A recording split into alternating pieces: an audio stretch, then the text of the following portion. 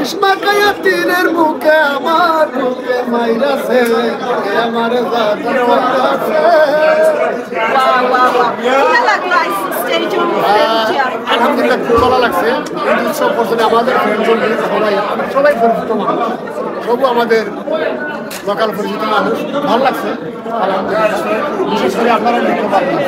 না thank you আপনার শোপরে আসলে শোপরে না চাইলেছেন যে ওয়ান্ডারফুল লাগছে দেখতে আর নয়া কিছু গান আনছি ইনশাআল্লাহ ইনশাআল্লাহ ভালো একটা কথা বলছেন আমি